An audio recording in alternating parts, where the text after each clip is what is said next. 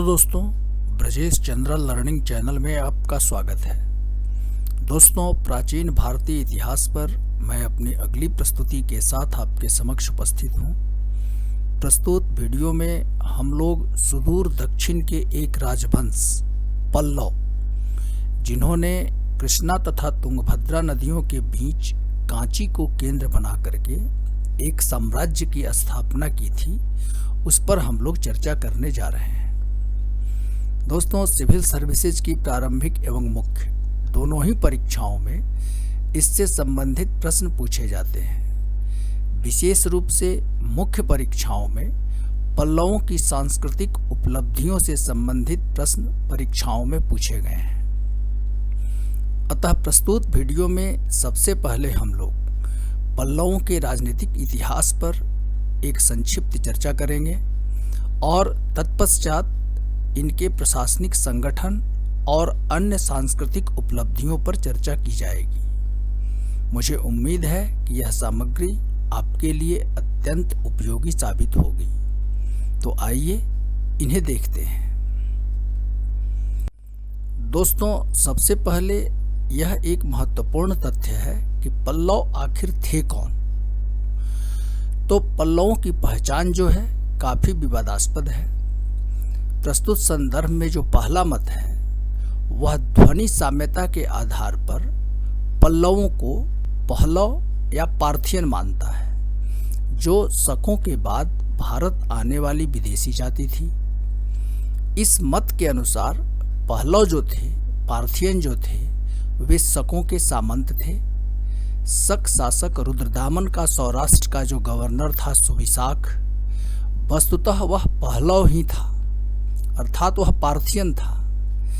इसी प्रकार वे सातवाहनों के भी सामंत बन गए और सातवाहन साम्राज्य के पतन के बाद उन्होंने सुदूर दक्षिण भारत में स्वतंत्र राज्य की स्थापना की। लेकिन यह मत जो है वह काल्पनिक है। प्रस्तुत संदर्भ में जो दूसरा मत है वह पल्लवों को ब्राह्मण मानता है। काशी प्रसाद जायसवाल के अनुसार उत्कीर्ण लेखों में पल्लव स्वयं को द्रोणाचार्य और अश्वत्थामा के वंशज मानते थे। लेकिन एक उत्कीर्ण लेख में पल्लवों को क्षत्रिय भी बताया गया है। दोस्तों, इस तथ्य से आप परिचित होंगे कि प्राचीन भारत में जात्युपकर्ष और जात्यापकर्ष की अवधारणा थी, अर्थात कालांतर में कोई एक वर्ण अपने से ऊंचे वर्ण में या अपने से नीचे वर्ण में स्वयं को परिवर्तित कर लेता था। इस बात की चर्चा मैंने राजपूतों की उत्पत्ति से संबंधित जो अध्ययन सामग्री मैंने आपके समक्ष प्रस्तुत किया है उसमें भी किया है। तो संभवतः पल्लव ब्राह्मण थे और कालांतर में उन्होंने क्षत्रिय की स्थिति प्राप्त कर ली, अर्थात उनका जात्यापकर्ष हुआ। तो ऐसा माना जा सकता है कि पल्लव जो थे वो ब्राह्मण थे और कालांतर में उन्होंने क्षत्रिय की स्थिति प्राप्त कर ली थी। आगे बढ़ते हैं। अब हम लोग पल्लव राजवंश के जो प्रमुख शासक हुए उन पर एक नज़र डालते हैं, जो प्रारंभिक परीक्षाओं के दृष्टिकोण से अत्यंत महत्वपूर्ण है। तो आइए इन्हें देखते हैं। तो पल्लव वंश का संस्थापक संभवतः बप्पदेव था, जिसने कांचीपुरम को केंद्र बना करके स्वतंत्र राज्य की नींव डाली थी। कांचीपुरम से प्राप्त 2 ताम्र अभिलेखों में एक अन्य राजा स्कंद वर्मा का नाम मिलता है। एक में इसे युवराज कहा गया है और दूसरे में इसे राजा कहा गया है। इसने अग्निस्तोम, वाजपेय और अश्वमेघ यज्ञ का अनुष्ठान कर अपनी शक्ति स्थापित की और कांची को राजधानी बना करके कृष्णा तथा तुंगभद्रा नदियों के सिंचित क्षेत्र में अपना शासन स्थापित किया था स्कंद वर्मा। गुप्त शासक समुद्रगुप्त का समकालीन पल्लव शासक विष्णुगुप्त था, जिसने समुद्रगुप्त की अधीनता स्वीकार कर ली थी। 6ठी सदी के अंतिम भाग से पल्लवों का इतिहास स्पष्ट हो जाता है। सिंह विष्णु नाम के एक पराक्रमी राजा ने इस काल में दूर दूर तक विजय यात्राएं की थी। दोस्तों, महेंद्र वर्मा पल्लव साम्राज्य का पहला प्रमुख शासक था जिसके बारे में ऐतिहासिक स्रोतों से काफी अधिक जानकारी मिलती है। यह चालुक्य सम्राट पुलकेशी द्वितीय का समकालीन था। पुलकेशी द्वितीय ने जब नर्मदा नदी के दक्षिण में अभियान किया था तो उसमें महेंद्र वर्मा परास्त हुआ था। पुलकेशी ने पल्लवों से बेंगी छीन लिया और अपने छोटे भाई कुब्ज विष्णुवर्धन को वहां का शासक नियुक्त कर दिया।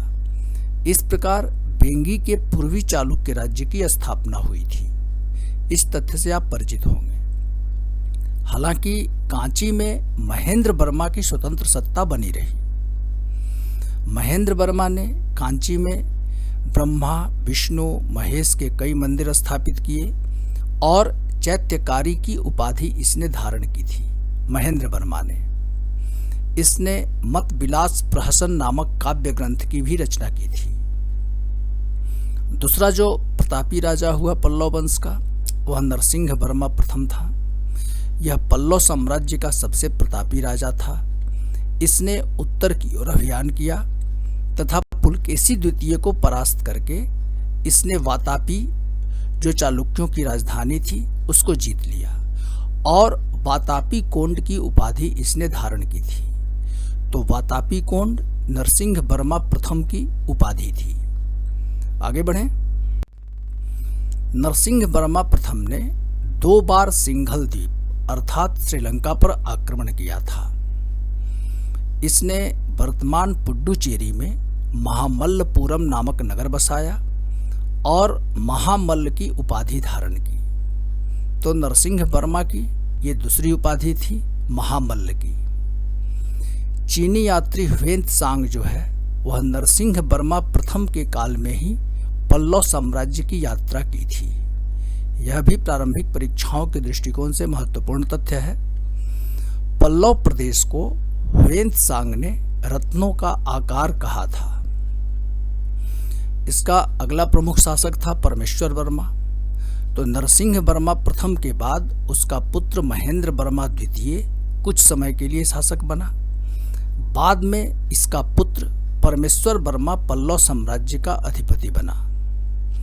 इसके काल में चालुक्य राजा विक्रमादित्य ने न केवल वातापी को पल्लवों से मुक्त कराया बल्कि कांची पर भी उसने अधिकार कर लिया। हालांकि परमेश्वर वर्मा ने पेरुवड्डनालूर के युद्ध में विक्रमादित्य को परास्त कर पुनः कांची पर अधिकार कर लिया। आगे बढ़ें। नरसिंह वर्मा द्वितीय, यह अगला प्रमुख शासक था पल्लव साम्राज्य का। इसका शासनकाल शांति का रहा। इसने कांचीपुरम में कैलाशनाथ और एवरातेश्वर मंदिर का निर्माण करवाया था। तो कांची में कैलाशनाथ और एवरातेश्वर मंदिर का निर्माण नरसिंह वर्मा द्वितीय ने करवाया था। अगला शासक नंदी वर्मा प्रमुख शासक था। नरसिंह वर्मा द्वितीय की मृत्यु के बाद इसका उत्तराधिकारी था परमेश्वर वर्मा द्वितीय और इसके मृत्यु के बाद राज सिंहासन के लिए संघर्ष उत्पन्न हो गया और अंततः नंदी वर्मा को सफलता मिली शासक बनने में। नंदी वर्मा के काल में चालुक्य राजा विक्रमादित्य द्वितीय ने पुनः पल्लवों को अधीन बना लिया, लेकिन अंततः नंदी वर्मा ने पुनः अपनी शक्ति संगठित कर चालुक्यों की अधीनता से मुक्ति प्राप्त कर ली। नंदी वर्मा की मृत्यु के बाद राष्ट्रकूटों ने चालुक्यों का अंत कर दिया था और सुदूर दक्षिण में चोल प्रभावशाली हो गए। इस प्रकार उत्तर से राष्ट्रकूटों के हमले और दक्षिण से चोलों के आक्रमण के कारण पल्लव कमजोर होते गए तथा अंततः 895 ईस्वी के लगभग चोल राजा आदित्य प्रथम ने पल्लव राजा आदित्य वर्मा को परास्त कर कांची पर अधिकार कर लिया और पल्लव राज्य का सदा के लिए अंत हो गया। तो दोस्तों, पल्लवों का यह एक संक्षिप्त राजनीतिक इतिहास है। आगे बढ़ते हैं। अब हम लोग पल्लवों का प्रशासनिक संगठन एवं उनके सांस्कृतिक योगदान पर चर्चा करेंगे। तो आइए इसे देखते हैं। तो पल्लवों ने दक्षिण भारतीय इतिहास में न सिर्फ राजनीतिक भूमिका ही निभाई, बल्कि सांस्कृतिक विकास के दृष्टिकोण से भी इनका शासन महत्वपूर्ण है। राज्य स्थापना के अतिरिक्त पल्लवों ने प्रशासनिक संगठन के साथ साथ साहित्यिक एवं कलात्मक प्रगति को प्रोत्साहन दिया। तो आइए इसे देखते हैं। सबसे पहले हम लोग पल्लवों के प्रशासनिक संगठन पर एक नज़र डालते हैं। तो राजा जो था वह जो है सो प्रशासन का केंद्र बिंदु था।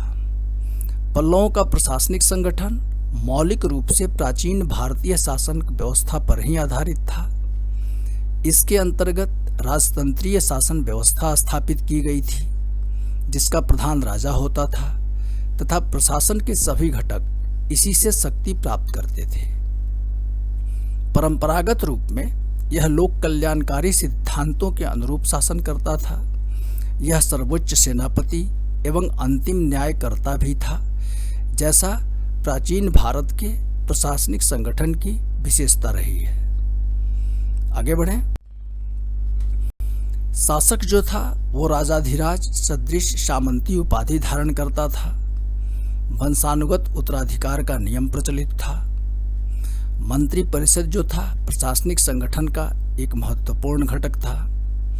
प्रशासन में मंत्री परिषद की सत्ता भी सूचित होती है, परंतु मंत्रियों के विभागों अथवा कार्यों की कोई जानकारी नहीं मिलती है। मंत्री परिषद राजा की सलाहकारी परिषद थी। अधिकारी वर्ग की अगर बात करें तो पल्लव अभिलेखों में कुछ प्रमुख अधिकारियों के नाम भी मिलते हैं जो प्रशासन का संचालन करते थे। इसके अंतर्गत सेनापति जो सेना प्रमुख होता था, राष्ट्रीय जिले या प्रांत का अधिकारी होता था, देशाधिकृत स्थानीय संरक्षक, ग्राम भोजक गांव का मुखिया था, तैर्थिक घाटों का सर्वेक्षक था, संचरणतक गुप्तचरों को कहा जाता था, न्यायोजिक और 8वां विनय स्थिति स्थापक अर्थात न्यायाधीश।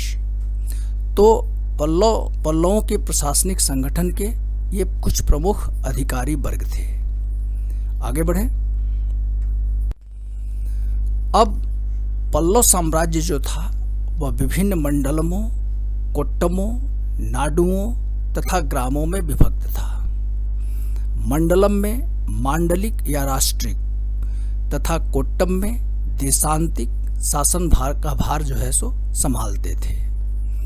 तो मांडलिक या राष्ट्रिक जो था वह मंडल का प्रमुख होता था और कोट्टम का जो प्रमुख था उसे देशांतिक कहा जाता था। राष्ट्रिकों की अपनी सेना एवं अदालत होने के संकेत भी मिलते हैं। बाद में यह पद वंशानुगत हो गया। प्रशासन में स्थानीय स्वशासन की महत्वपूर्ण भूमिका थी। गांव एवं नगरों में स्वायत्तता प्राप्त नगर एवं ग्राम सभाएं होती थी जो स्थानीय प्रशासन का कार्य करती थी। नगर प्रशासन में व्यापारियों एवं कारीगरों की प्रमुख भूमिका थी। सेना की अगर बात की जाए तो पल्लवों की सैन्य व्यवस्था के अंतर्गत चतुरंगिनी सेना के साथ साथ जल सेना का भी उल्लेख मिलता है। आगे बढ़ें। राजकीय आय में भूमि कर के अतिरिक्त विभिन्न प्रकार के व्यावसायिक एवं व्यापारिक करों की महत्वपूर्ण भूमिका थी। हालांकि इस संदर्भ में अधिक जानकारी प्राप्त नहीं होती है। अब हम लोग धर्म पर चर्चा करेंगे। तो दोस्तों, पल्लव शासक धार्मिक सहिष्णुता की नीति का पालन करते थे। ह्वेनत्सांग जिसने नरसिंह वर्मन प्रथम के काल में कांची की यात्रा की थी, सभी धर्मावलंबियों को अपने अपने धर्म को मानने की स्वतंत्रता प्राप्त होने का उल्लेख करता है। पल्लव शासक ब्राह्मण धर्मावलंबी थे, फिर भी इन्होंने बौद्ध एवं जैन धर्मों को संरक्षण दिया था। पल्लवों के समय में ही दक्षिण भारत में भक्ति आंदोलनों का उदय एवं विकास हुआ। इसमें शासकों का योगदान जो था वह काफ़ी महत्वपूर्ण था। इसके अंतर्गत उन्होंने वैष्णव एवं शैव धर्मों को काफ़ी प्रोत्साहन दिया। अलवार एवं नैनार संतों को संरक्षण भी प्रदान किया गया। शासकों के प्रयास से धर्म से संबंधित कलात्मक विकास भी हुआ, जो विभिन्न हिंदू देवी देवताओं की मूर्तियों, मंदिरों आदि के रूप में अभिव्यक्त हुआ। अब हम लोग पल्लव काल में स्थापत्य को देखेंगे। तो पल्लव नरेशों का शासनकाल कला एवं स्थापत्य के विकास की दृष्टि से काफ़ी प्रसिद्ध है। उनकी वास्तु एवं तक्षण कला जो है वह दक्षिण भारतीय इतिहास में सर्वाधिक गौरवपूर्ण अध्याय है। पल्लव वास्तुकला ही दक्षिण की द्रविड़ कला शैली का आधार बनी। इसके अंतर्गत मंडपों, रथों तथा विशाल मंदिरों का निर्माण किया गया। पर्सी ब्राउन जो एक प्रमुख कलाविद हैं, उन्होंने पल्लव वास्तुकला के विकास की शैलियों को 4 भागों में बांटा है। पर्सी ब्राउन ने पहला महेंद्र वर्मन शैली, दूसरा मामल्ल शैली, तीसरा राजसिंह शैली और चौथा नंदीवर्मन शैली। तो आइए इसे देखते हैं। सबसे पहले हम लोग देखेंगे महेंद्र वर्मन शैली। तो इस शैली के अंतर्गत कठोर पाषाण को काटकर गुहा मंदिरों का निर्माण हुआ है, जिसे मंडप कहा जाता है। ये साधारण स्तंभयुक्त बरामदे हैं, जिनकी पिछली दीवार में एक या अधिक कक्ष बनाए गए हैं। मंडप के बाहर द्वारपालों की मूर्तियां हैं, जो कला की दृष्टि से उच्च कोटि के हैं। स्तंभों के शीर्ष सिंहाकार हैं तथा ये प्रस्तर जो हैं वो चौकोर हैं। इसके कुछ प्रमुख उदाहरण देखें तो मंडकपट का त्रिमूर्ति मंडप, पल्लववरम का पंच पांडव मंडप, महेंद्रवाड़ी का महेंद्र विष्णु गृह मंडप, मामंडूर का विष्णु मंडप, त्रिचनापल्ली का ललितांकुर परमेश्वरम गृह मंडप, ये कुछ प्रमुख मंडपों के उदाहरण हैं। तो ये जो मंडप हैं वस्तुतः गुहा मंदिर हैं। महत्वपूर्ण तथ्य यह है कि इस शैली के मंडप जो हैं वो सादे तथा अलंकरण रहित हैं, परंतु बाद के मंडपों को अलंकृत करने का प्रयास किया गया है। तो आगे बढ़ें। अब मामल्ल शैली को देखेंगे। तो इस शैली का विकास नरसिंह ब्रह्मा प्रथम महामल्ल के काल में हुआ। इसके अंतर्गत 2 प्रकार की कलाकृतियां मंडप एवं रथ निर्मित किए गए।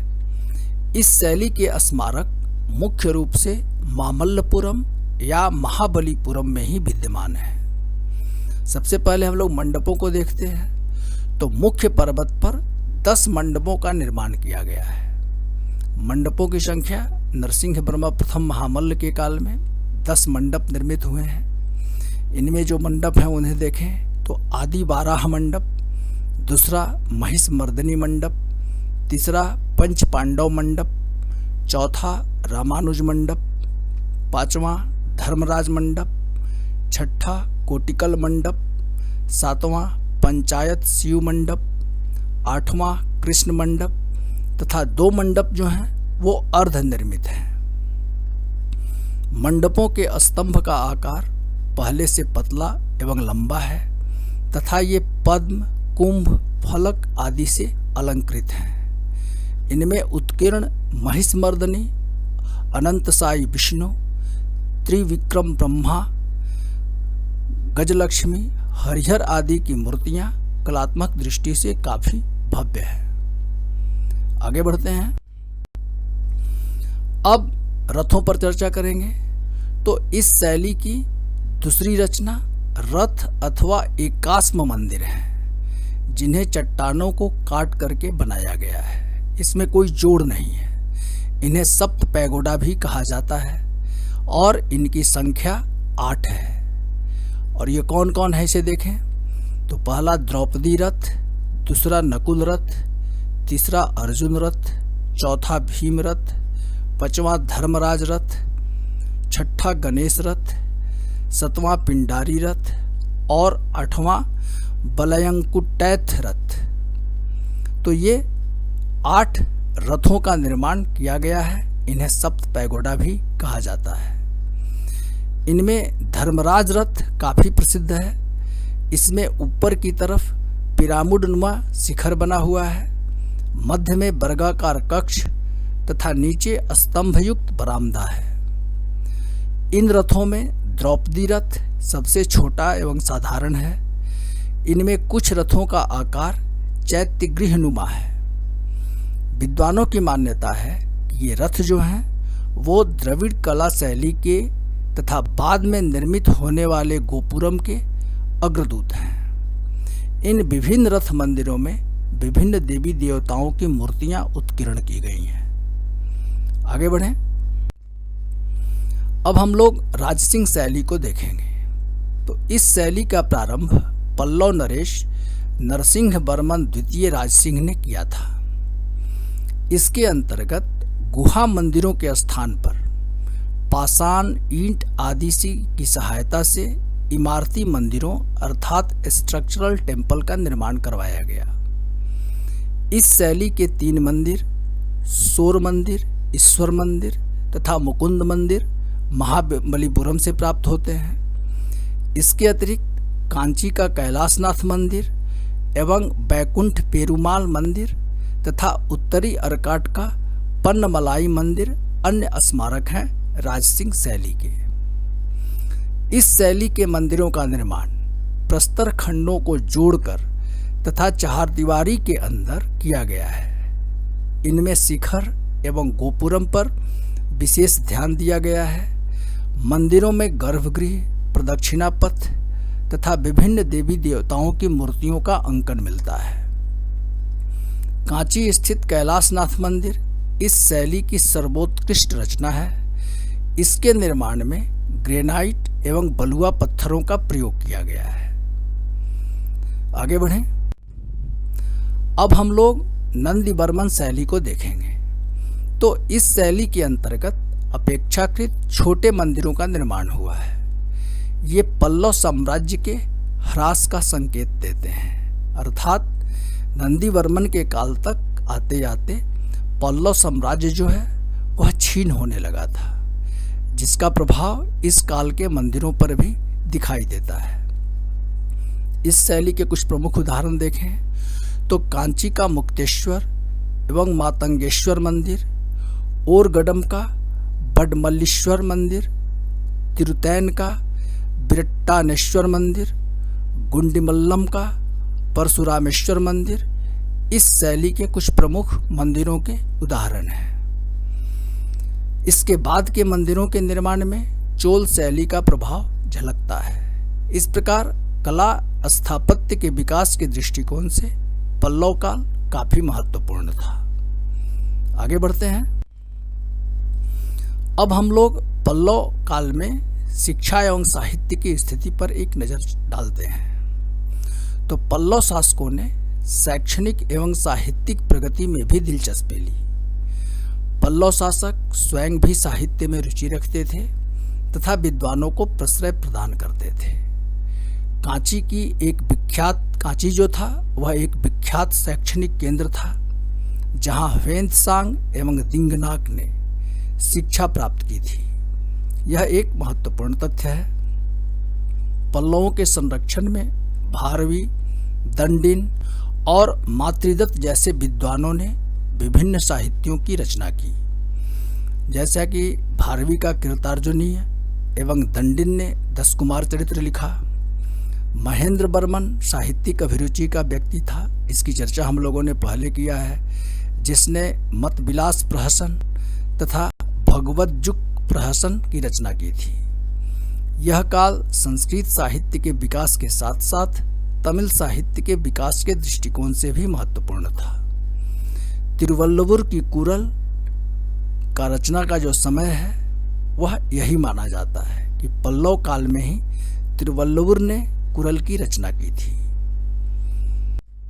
इससे स्पष्ट है कि सांस्कृतिक विकास के दृष्टिकोण से पल्लव काल भारतीय इतिहास में काफी महत्वपूर्ण स्थान रखता है। दोस्तों, मुझे उम्मीद है कि यह अध्ययन सामग्री आपके लिए काफ़ी उपयोगी साबित होगी। इस वीडियो में बस इतना ही। दोस्तों, यदि मेरी यह प्रस्तुति आपको उपयोगी लगी है तो कृपया मेरे इस वीडियो को लाइक करें, और यदि अभी तक आपने मेरे इस चैनल को सब्सक्राइब नहीं किया है तो इसे सब्सक्राइब अवश्य करें। धन्यवाद।